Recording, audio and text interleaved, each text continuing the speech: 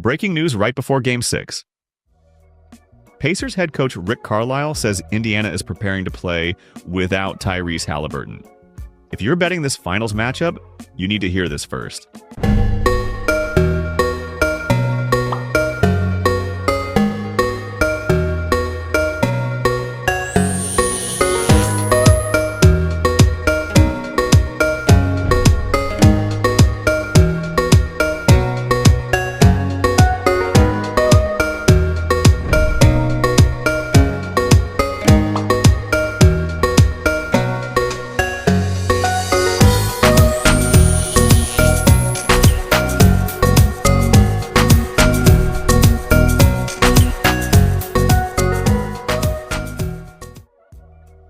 Hey everyone, welcome back to Split Labs, where we break down every key angle behind your bets so you're never betting blind. So, moments ago, Rick Carlisle confirmed the Pacers are planning for Game 6, as if Tyrese Haliburton won't play. His official status drops tomorrow, but make no mistake, this shifts the entire landscape for the spread, moneyline, and total. Oklahoma City Thunder lead the series heading into Game 6. They're laying minus 6.5 points at home with a money line around minus 255, while the Pacers are plus 210 dogs. Let's look at where the public and smart money sit. Spread, 63% of bets and 62% of the money is backing OKC minus 6.5. Moneyline, 62% bets on Thunder, but 70% of money, showing sharper support. Total, the over-under, at 221.5 is split more evenly, slight lean to the under in bet count, but interestingly, 60% of money on the over. So the market is clearly pricing in a Thunder win, but the total could swing massively based on Haliburton's official status. So how do we interpret this? Beyond just the numbers. The spread shows casual and sharp agreement. But check injury impact.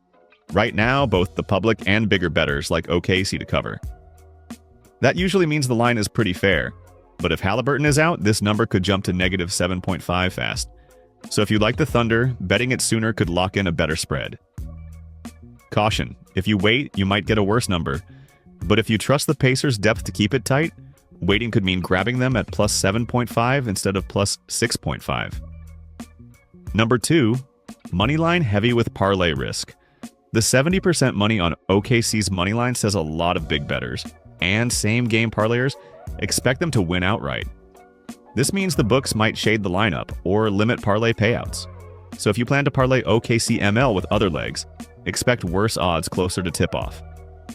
Better move? If you believe in the Thunder ML, consider pairing it with props or alternate lines instead of stacking popular moneyline parlays that the books love to tax. And number 3, the total is a guessing game without Haliburton. More bets lean under, but more money quietly leans over. That says sharps expect scoring upside if the Thunder dictate tempo, or Indiana's backups push pace late.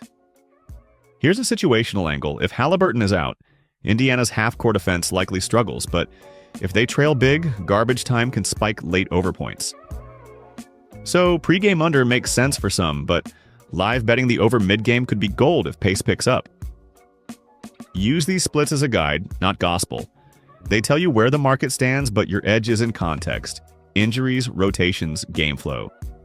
If you like OKC, grab minus 6.5 early before it moves.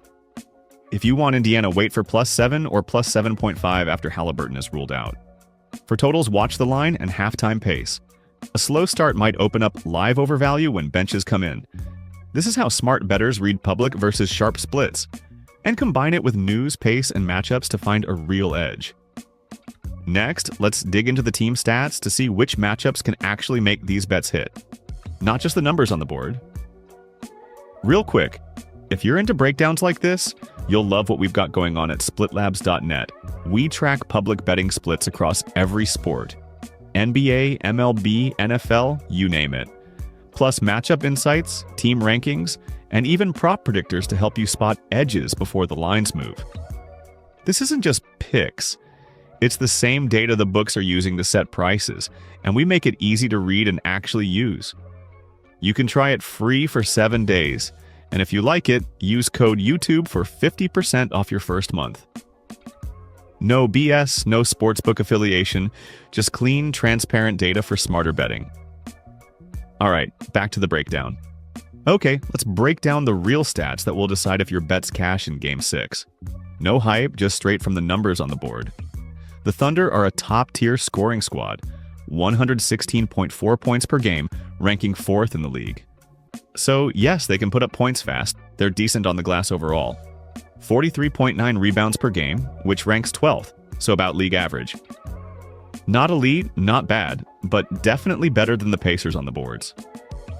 One thing that makes the Thunder so dangerous, they take care of the basketball. They only commit 11.3 turnovers per game, which is second best in the entire NBA.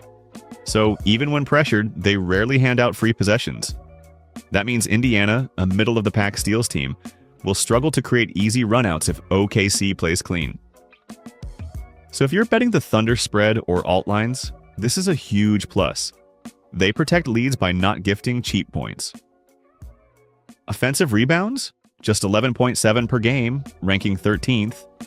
Slightly above average, but not a major edge. Assists?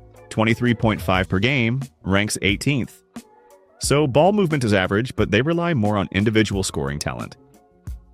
Defensive presence, top 5 in blocks, 5.6 per game, 5th best, and elite in steals, 10.9 per game, best in the league. That's a big reason they thrive in transition. They poke the ball loose and turn defense into offense quickly. So for bettors, the Thunder can score, force turnovers, and run the floor. But if they get sloppy with the ball, 29th in turnovers, Indiana can hang around by capitalizing on fast breaks or surprise runs. Indiana is also strong offensively, 115.5 points per game, 6th in the league, so they can keep up on the scoreboard when healthy. Rebounding is a clear weakness, 40.1 rebounds per game, which ranks 25th. Bottom tier. Worse, they're dead last in offensive rebounds, only 7.8 per game, ranked 30th. So when they miss shots, they rarely get a second chance. Ball movement is a big strength. 27 assists per game, 6th overall. But this depends massively on Haliburton. If he's out, expect a drop. Defensively, blocks are decent. 5.8 per game, 4th. And steals are mid, 7.8 per game, 14th. Their two-point game is good too. 28.3 made per game, 8th in the league. So they work inside the arc well when fully healthy. So Indiana's path is clear. Efficient shooting, elite passing, and staying out of foul trouble. But without Haliburton, that assist number drops and offensive flow can stall. They don't rebound well enough to survive cold stretches, so they need to shoot a high percentage or they'll fall behind fast. Here's the key takeaway for bettors. If you like OKC, you're betting on them to force turnovers, win the hustle plays with steals and blocks, and pull away with superior scoring depth. If you like Indiana, you need them to take care of the ball, hit their shots at a high clip, and hope OKC's turnover issues give them extra chances. So don't just look at points per game. Think about what happens if they miss. Who's getting the rebound, who's pushing the pace, and how does losing Haliburton scramble that clean assist ranking? That's how you outthink the closing line. That's tonight's Finals Game 6 breakdown, straight from the numbers and real matchups. Not just gut feelings. Drop a comment. Are you riding with OKC to lift the trophy? Or does Indiana have one more fight left without Haliburton? Smash that like, hit subscribe, and turn on notifications because we'll break down every edge for you until the final buzzer of the season. Bet smart, trust the data, and I'll see you for the next breakdown. Good luck tonight.